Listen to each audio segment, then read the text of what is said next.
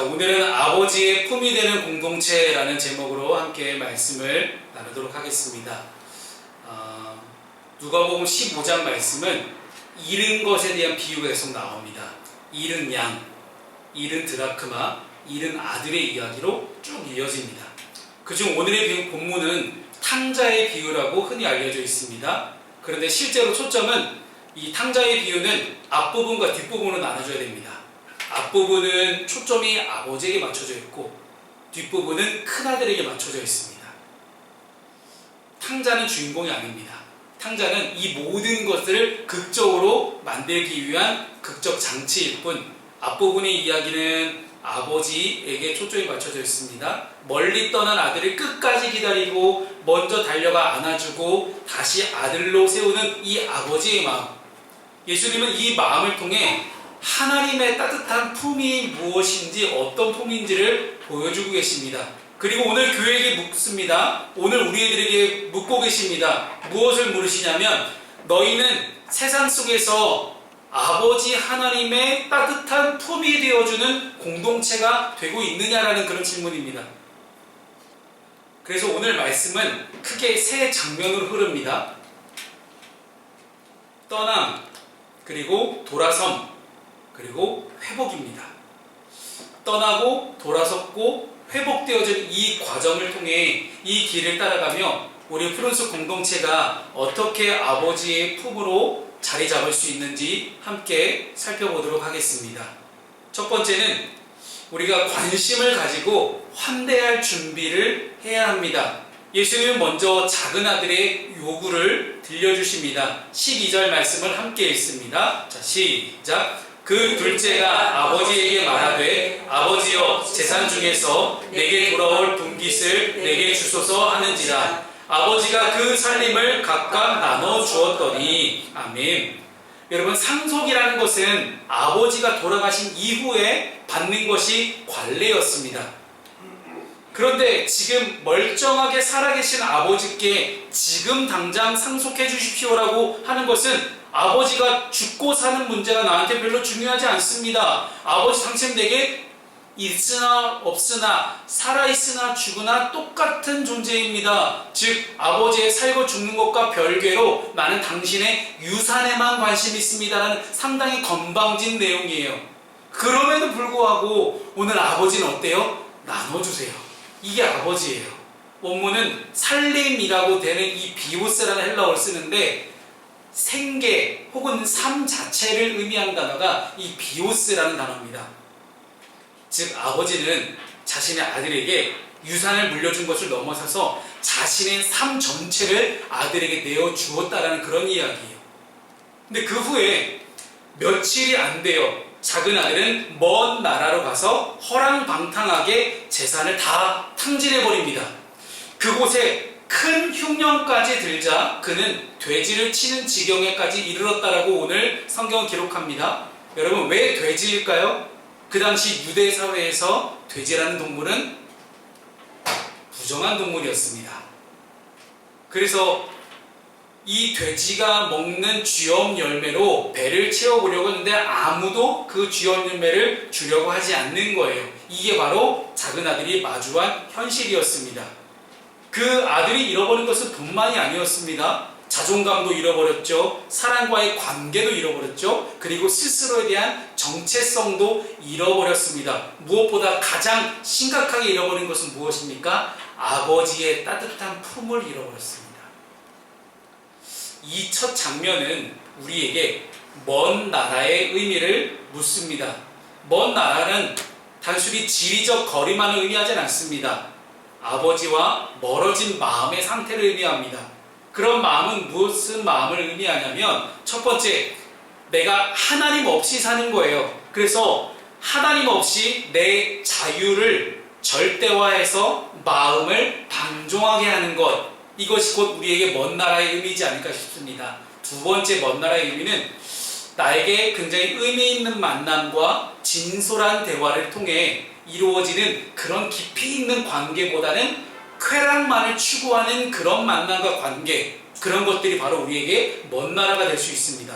세 번째 먼 나라는 뭐냐면, 그리스도인으로서의 어떤 본질과 정체성보다 세상의 효율을 추구하는 자리를 찾아 떠날 때 우리 믿는 사람들 교회 공동체 안에도 먼 나라라는 것들이 생기기 시작합니다.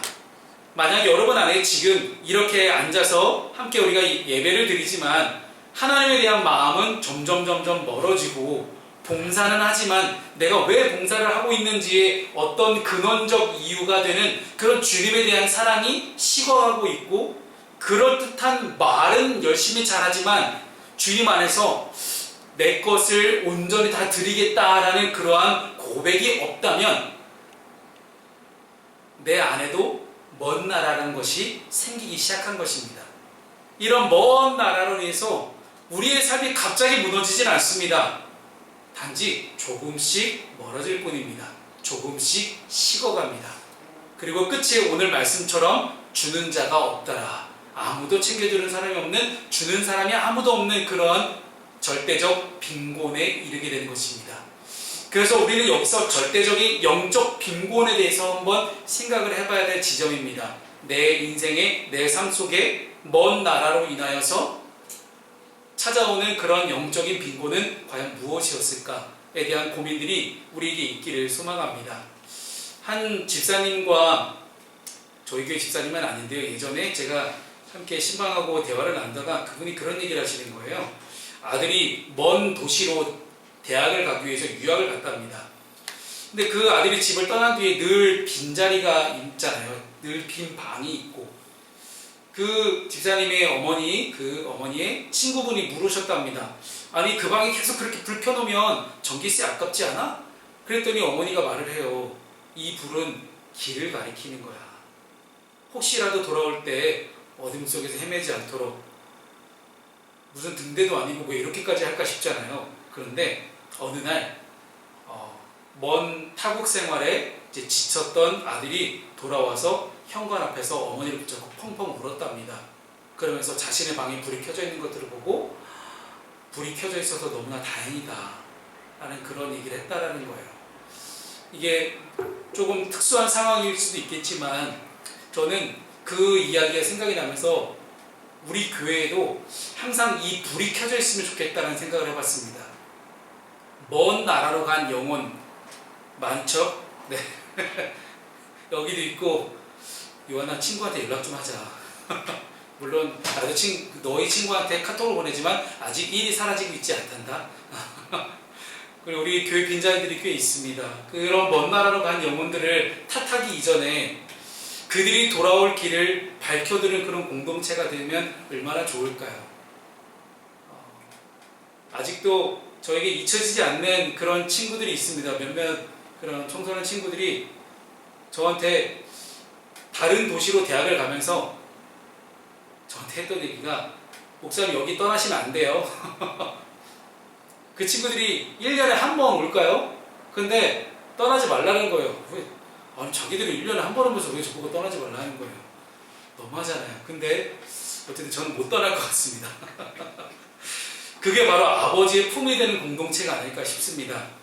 누군가가 멀어지는 징후를 알아차리고 돌아올 길을 밝혀두는 것, 관심을 주고 환대를 해주는 것, 무엇보다 멀리 떠나 있는 영혼들을 위한 그런 기도의 불을 끄지 않는 것, 그것이 바로 아버지의 품이 되는 공동체의 첫 번째 조건이 아닐까 싶습니다.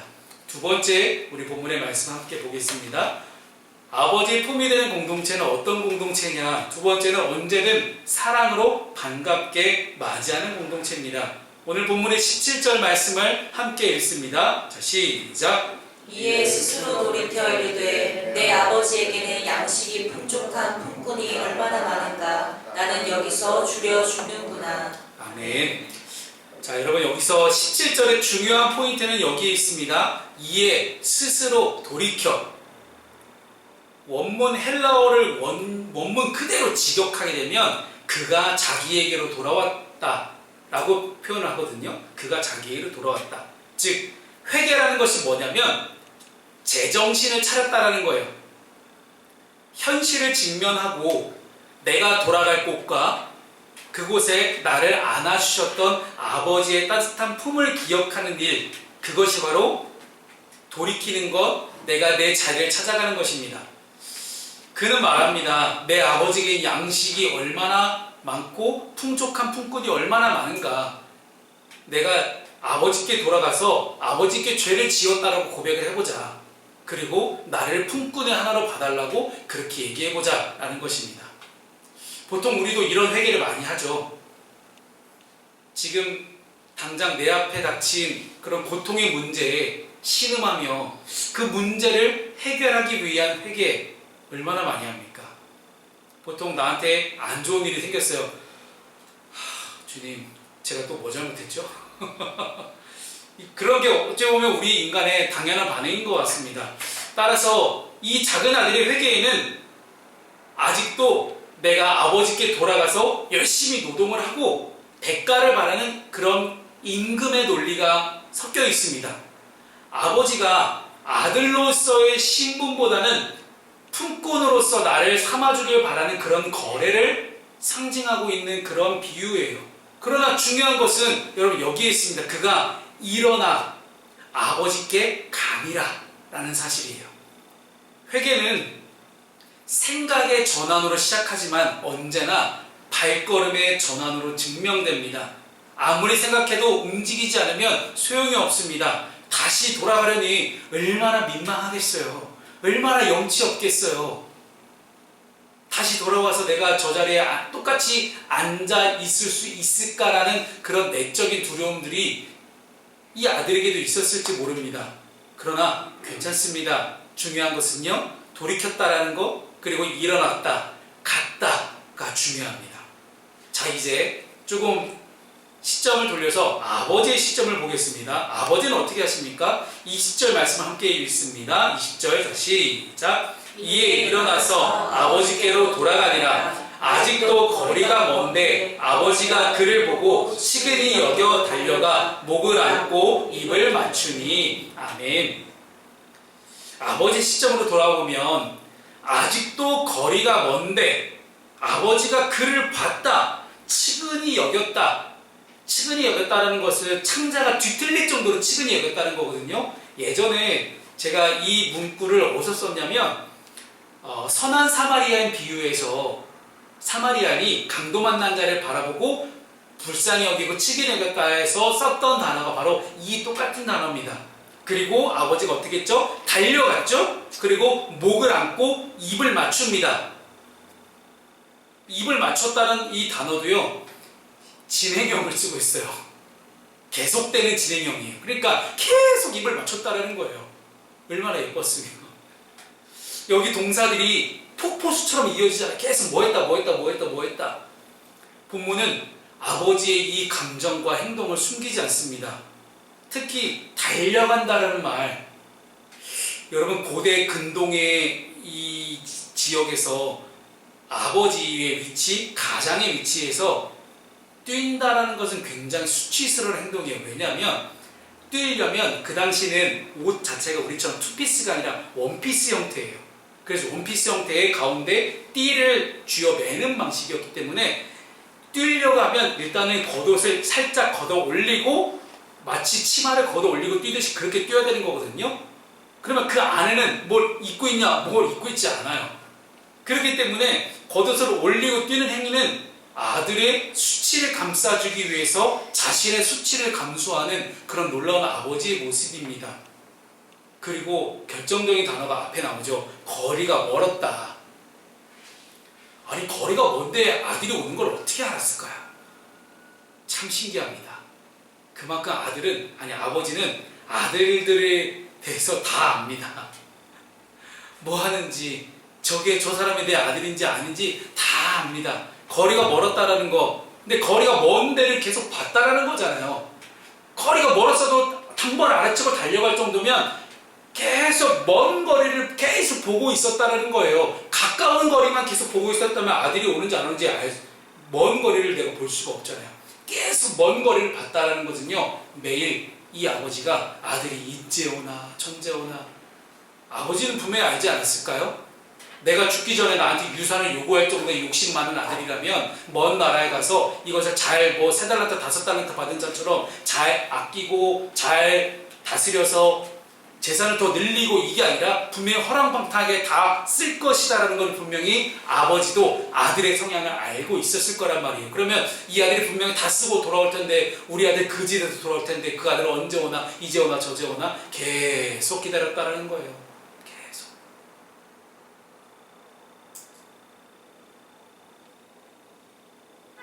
먼저 달려가 먼저 안고 먼저 입맞춥니다. 아버지는 어떤 질문도 하지 않아요. 그저 포옹 안아줬죠. 그리고 질책보다 입맞춤을 먼저 해줍니다. 이게 아버지의 품이었어요. 이 아버지의 품이 되는 공동체는 아버지의 시간표를 보고 배웁니다. 멀리서 봤다, 관찰이죠. 측은히 여겼다, 공감해줬다는 겁니다.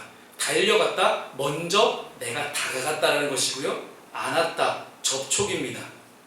입 맞췄다, 환대해줬다는 거예요. 우리 공동체로 돌아오는 이들에게 우리가 너 예수 제대로 믿을 거야, 안 믿을 거야? 너 예수 믿어야 교회 올 거 아니야? 라고 그렇게 신앙 고백을 완벽하게 요구하고 강요하기 전에 먼저 품어주는 것이 교회 공동체라는 사실입니다. 설명과 어떤 변명보다 왔구나, 너 드디어 왔구나, 이게 먼저라는 거예요. 이 순서가 상처를 녹이게 해줍니다. 그리고 공동체의 역할도 보입니다. 아버지도 혼자 사는 존재가 아니라 가족들과 그리고 다른 품삯을 받는 품꾼이든지 누구든지 종들과 함께 사는 존재입니다.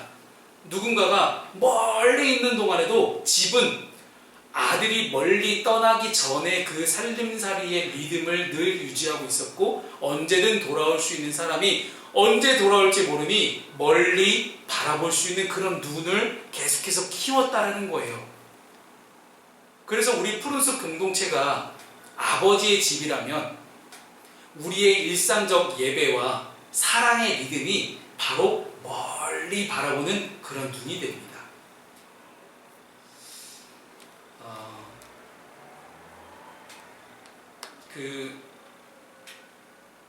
서울 위에 의정부라는 도시가 있잖아요. 의정부에 가면 지금 제가 화면에 보여드리는 저희 선배 목사님 중에 박현동 목사님이라고 계세요. 이분은 10대 지기라는 그런 사단법인을 이제 운영하시는 목사님이신데, 의정부시에 있는 모든 공적인 청소년 쉼터를 다 이 10대 지기에서 운영하고 있습니다. 저희 같은 제가 이런 그 썸데이 아웃리치를 시작할 때도 저희 모델이 되어 주셨고, 그리고 이후에 그 아이들을 집 떠난 아이들을 가출한 아이들을 보호하는 이제 그런 시설, 쉼터 같은 시설도 다 위탁받아서 운영하고 계시고, 그래서 참으로 저한테는 큰 도전이 되고 또한 용기가 되는 그러한 훌륭한 저희 선배 목사님이십니다. 그래서 경기도 사회복지사 협회에서도 정말 많은 것들 하고 계시고, 후배 사회복지사들을 위한 그런 많은 교육도 하고 계시는 정말 훌륭한 목사님이신데, 이 목사님을 예전에 몇 년 전에 만나서 대화를 하는데 그런 얘기를 하시는 거예요. 가출 청소년이 이제 교회에 왔답니다. 그랬더니 그 교회에서는 이제 저희 같은 작은 교회 사이즈는 아니어서 큰 교회이기 때문에 안내하는 안내 담당 이런 자매가 있어요. 따로 안내팀 무슨 팀 따로 있거든요. 그 안내팀 자매가 와서 자 물어본 거예요. 혹시 친구 점심 같이 먹을래요? 라는 그런 질문을 했답니다. 그리고 그날 그 아이의 이름을 묻고 그리고 좋아하는 음식을 물었고, 그 다음 주에 그 친구가 또 오기를 기다리며 그 친구가 좋아한다는 음식을 개인적으로 준비해서 갔다라는 거예요. 셋째 주가 됐을 때 그 친구가 또 교회로 왔다고 합니다. 그때 안내를 맡았던 그 자매에게 그렇게 고백을 했다고 해요. 울면서 교회에서 제 이름을 불러준 건 처음이에요.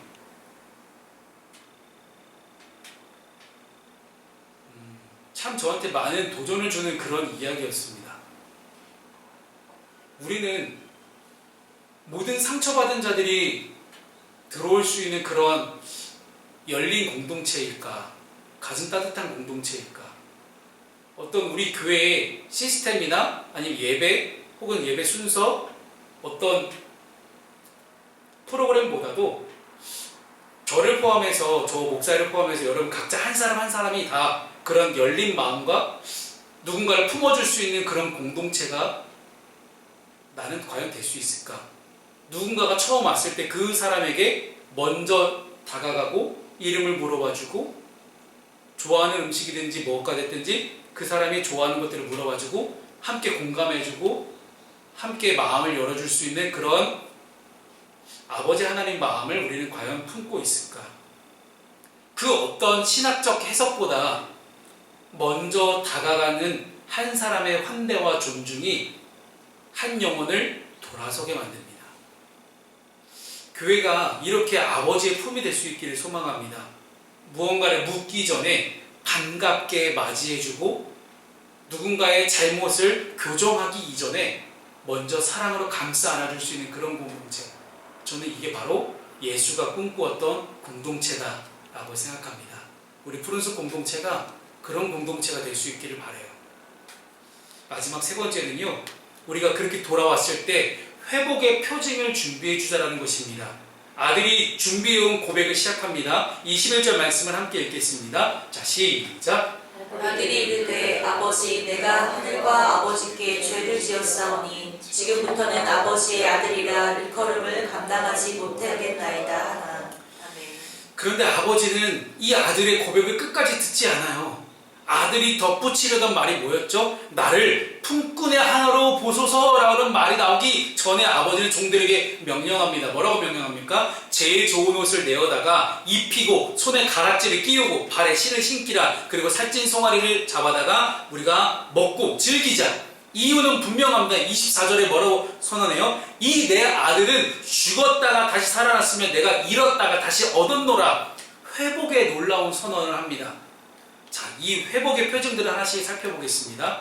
첫 번째, 제일 좋은 옷. 단순한 의복이 아니에요. 집안에서 입힐 수 있는 최고의 예복을 의미합니다. 수치의 옷을 벗기고 이제는 명예로운 옷을 입히고 그 사람을 존중해줬다는 거예요. 그렇기 때문에 우리 교회는 우리 돌아오는 이들의 과거를 묻지 말아야 합니다. 너 싫어, 이렇게 떠났어, 그렇게 묻지 말고 그런 과거를 스티커처럼 딱지처럼 붙여두지 말고 의로운 옷, 하나님의 공의와 정의 속에 사랑 속에 우리는 의의 옷을 입혀줄 수 있는 그런 공동체가 되어야 됩니다. 새로운 정체성. 그래서 하나님께서도 우리에게 칭의를 말씀해 주셨잖아요. 우리는 비록 죄인으로 살아가지만 우리에게 의롭다 하시는 옷을 입혀주신 것. 그렇기 때문에 우리는 새로운 신분으로 바뀌어질 수 있습니다. 하나님의 자녀로요. 오늘 본문의 말씀이 바로 그 말씀입니다. 두 번째, 가락지입니다. 당시에 가락지를 표현되는 이 단어는 인장반지예요. 무슨 뜻이냐? 아버지가 행사할 수 있는 집안 최고의 명령법 중에 하나가 인장반지예요. 아버지가 인장반지를 꾹 찍기만 하면 이거는 그 모든 문서 중에 가장 최고의 효력을 지닙니다. 그렇기 때문에 인장반지는 그 가문의 권한과 신뢰의 상징이라고 볼 수 있어요. 아버지는 아들을 단순히 어떤 그냥 아들로서의 위치가 아니라 이 집안의 모든 것들을 네가 좌지우지할 수 있는 주인으로서 이 사람의 신분을 회복시켜 주신 거예요. 이 집안의 모든 물건 다 네 거야. 너는 사용할 수 있어. 너는 품꾼이 아니야. 너는 죄의 종로로 타던 그런 노예가 아니라 이제는 하나님의 아버지의 자녀로서 이 하나님 나라의 모든 것들이 다 너의 것이야 라고 인정해 주는 것이 바로 이 인장반지였어요. 교회도 이렇게 회복된 이들에게 신뢰를 천천히 그러나 실제로 부여하는 구조가 필요합니다. 제가 우리 교회 청년들한테 자주 하던 말이 있어요. 교회 와서 눈치 보지 말자. 뭐 이렇게 하고 있으면 다 물어봐요. 아니 교회 주인이 너인데 왜 자꾸 눈치를 보냐. 당당하게 말하고 당당하게 이해하고 당당하게 사용하고 하면 되지 왜 자꾸 눈치를 보냐는 거예요. 앉아서만 듣는 사람이 아니라 우리가 함께 이 공동체를 주인의식을 가지고 섬길 수 있는 사람, 그런 사람으로 인정을 받는 것, 그것이 바로 가지에 담겨져 있는 뜻입니다. 세 번째, 신발. 참 신발도 굉장히 중요한 의미입니다. 여러분, 모세가 하나님 앞에서 불탄 떨기 나오면서 신을 벗었던 것처럼 신발에는 굉장히 중요한데 이 신발은 그 사람의 권리를 뜻해요. 그래서 신발을 신고 있을 때 이 사람은 자유인이라는 분명한 뜻을 갖고 있습니다. 교회로 돌아온 이들에게 우리는 내 자유 권리를 행사할 수 있도록 정말로 그런 이전에 살았던 과거의 죄와 실패에 묶여있지 않도록 새로운 신발을 신겨줄 수 있는 그런 공동체가 됩니다. 또한 마지막에 살찐 송아지와 잔치의 장면들이 나옵니다. 공동체가 얼마나 기쁘게 잔치를 벌였는지를 나타내고 있어요. 이 회개라는 것은 개인의 돌아섰다 혹은 눈물을 흘렸다 아니면 잘못했다고 얘기하는 거에서 그쳐서는 안 된다는 겁니다. 공동체의 기쁨으로 연결해야 된다는 거예요. 집안의 모든 종이 다 동원될 정도로 온 동네 사람 다 불러 모아서 잔치할 정도로 아버지는 큰 잔치를 베풀어 줍니다. 이웃까지 들썩이게 되는 그런 큰 잔치, 교회는 이런 회복의 순간을 크게 기뻐하고 축하할 수 있어야 되는 거예요. 잘 돌아왔어, 잘 돌아왔다, 크게 말해줄 수 있는 그런 잔치가 그 사람의 상처를 치유하게 됩니다. 여기서 결정적인 문장이 있죠. 이 내 아들은 죽었다가 다시 살아난 아들이다. 이 내 아들. 아버지는 먼저 신분을 선언합니다. 아들이 아버지를 찾아와서 아들임을 증명했기 때문이 아니에요. 내가 당신의 아들입니다. 무슨 고구려의 동명상황 이후에 나는 두 번째 왕 유리 왕자도 아니고 아들은 자기가 아들인 걸 굳이 증명하지 않아도 돼요. 아버지가 그저 아버지이기 때문에 너무나 당연한 일입니다. 여러분, 복음의 질서는 늘 이렇습니다. 선언이 먼저, 변화는 그 뒤따름이에요. 교회가 아버지의 품이 되려고 할 때 우리는 이 질서를 배워야 됩니다. 시험을 통과하면 가족이 되고 안 되고가 아니라 먼저 가족이 되어 주었기 때문에 다시 한번 배우고 다시 한번 자랍니다. 그래서 우리는 끝까지 품을 수 있어야 됩니다. 때로는 힘들죠. 시험과 환난과 고난과 역경이 있어도 가족의 힘으로 함께 버텨내는 게 진짜 가족 아니겠어요? 그렇기 때문에 아버지의 24절의 고백, 죽었다가 다시 살아났고 잃었다가 다시 얻었노라 라는 이 선언이 바로 우리 공동체가 나타낼 수 있는 그런 분위기, 그런 흐름이어야 되지 않을까 싶습니다. 그래서 우리는 단순히 우리 교회를 잠깐 떠나 있는 그런 지체들보다도 교회 밖에 있는 수많은 이웃들이 있습니다. 그 수많은 이웃들에게 언제나 열려있는 그런 공동체가 되기를 소망합니다. 제가 멘토로 있는 재단법인 하나가 있습니다. 청소년 행복재단이라는 서울 양재에 있는 그런 법인인데요.